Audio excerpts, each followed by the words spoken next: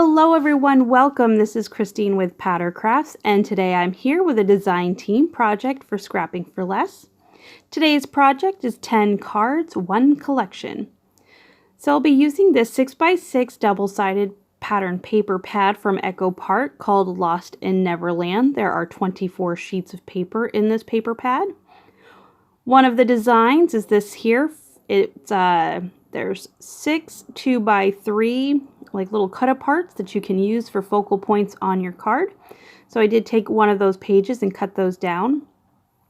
One of the pages also kind of has those little strips there, so I'll also take one of those pages and go ahead and cut those strips down to also use on these cards. So when I'm using just pattern paper to make a bunch of cards, I generally get everything together that I think I might want to use. My card bases are to the side, all ready to go. There are various colors and it's various companies, so I'm not exactly sure what goes with what. So I'm pretty much just sticking just to the frames and tags and to the pattern paper. I do bring in just some black cardstock from my stash and some white ribbon. Mostly just trying to stick just with the cards and tags. One of the ways to make lots of cards quickly is by using pattern paper and only pattern paper. I was able to make these 10 cards in about an hour and a half. So this video is sped up quite a bit because I'm sure for an hour and a half you don't want to see me make just 10 cards. So I don't think we'll be discussing each and every card just because by the time I get started, we'll probably be on to the next one. So for these cards, I do use those strips that I cut down from that one piece of paper to kind of decorate the inside a little bit. Put a little strip there like you saw on the previous card. The other thing I like about using just pattern paper is you don't need a lot of supplies. I don't have to go grabbing different kind of inks. I don't need to grab any coloring mediums. Of course, you can always use those things if you wanted to. Like if you want to darken the edge of the paper, you could go ahead and, use a blending tool or just your ink pad and go ahead and add a little dimension to the edges. But I didn't do that. I just wanted to show you can make some pretty nice cards, very easy, very quickly with very little supplies, although you do see me use quite a few dies. I'm not necessarily known for cutting the straightest of lines, so over my many years of crafting, I have invested in some dies to help make my card making easier and my panels to be as perfect as they can be. I am using some rectangle dies today. I'm also using some like rectangle ones that have a curved edge on each side and like a scallop border die. I don't think I go too crazy. There is a circle one in there at one point and a scallop circle. But again, you don't need any of those fancy dies. If you don't have them, you can cut circles as simply as putting a cup down and using an X-Acto knife and a cutting mat. You might have a punch. Anything kind of works. These are just to kind of give you a little bit of inspiration and an idea what to do with pattern paper. And I was super excited when I saw this pattern paper for the first time. The first time I saw it was at Creativation. So it was hanging on the wall and I was like, oh, I love this. So I was super excited to make these cards today. So they are just kind of basic, simple cards. They don't say happy birthday or thinking of you or anything like that. They're just some very simple, they can be anything you want them to be. You could always stamp happy birthday later or handwrite it in. A lot of these are just going to be kind of generic. You could use them for anything or for anybody. Kids, adults that are kids at heart. Anyone who loves Peter Pan's story. So lots and lots of uses for this paper pad as well.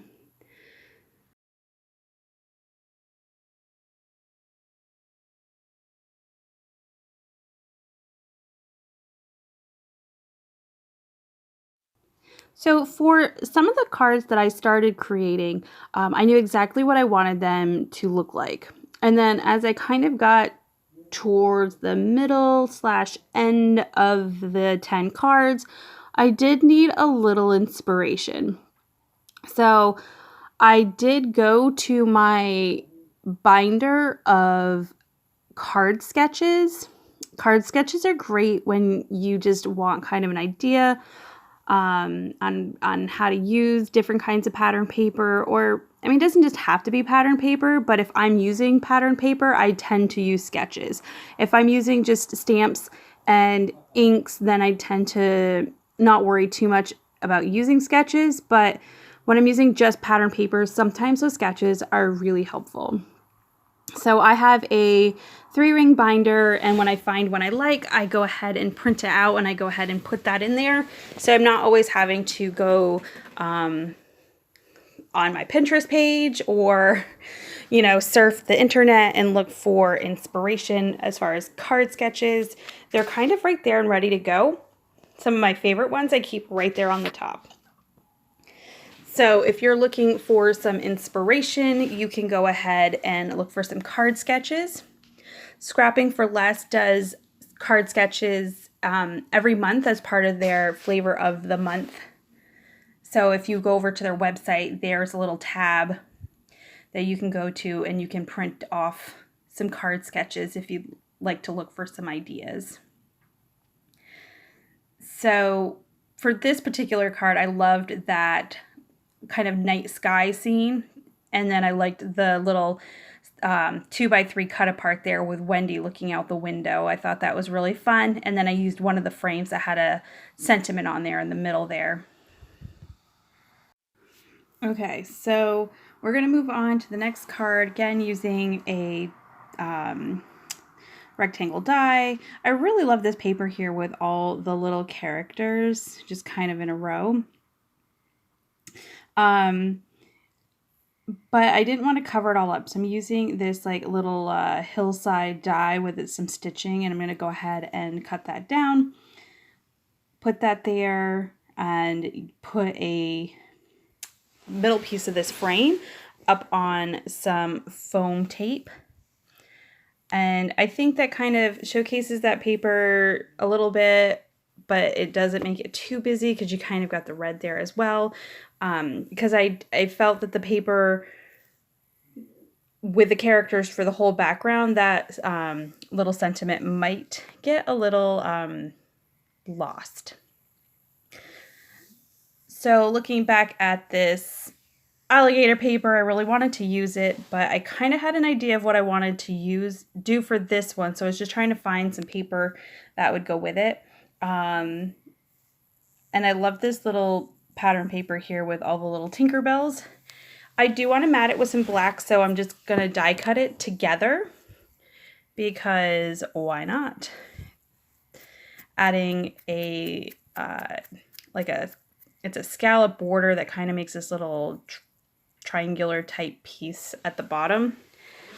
I like to mat those kinds of things a little bit with black if I think about it, or if I can, because sometimes the dies are a little bit harder to use than others, or sometimes I'm just plain lazy. So I wanted to give it a little bit of break between this light blue with the polka dots and the Tinkerbell, and I thought those two pieces of paper went great together. And then I'm going to bring in a tag of Peter Pan, add some white ribbon, pop that up on some foam tape, and I'll add a mat to the inside of this card here. And of course, some Wink of Stella. So again, none of these cards are like overly difficult or like hard to do. It's kind of, again, why I like using pattern paper. I know I've already said that before, but it is one of the benefits of just using pattern paper. And I have tons of 6x6 pads. I just haven't broke them out. You get all these wonderful stamp sets, and sometimes you forget about the really pretty pattern paper. Or maybe that's just me. Am I the only one that does that?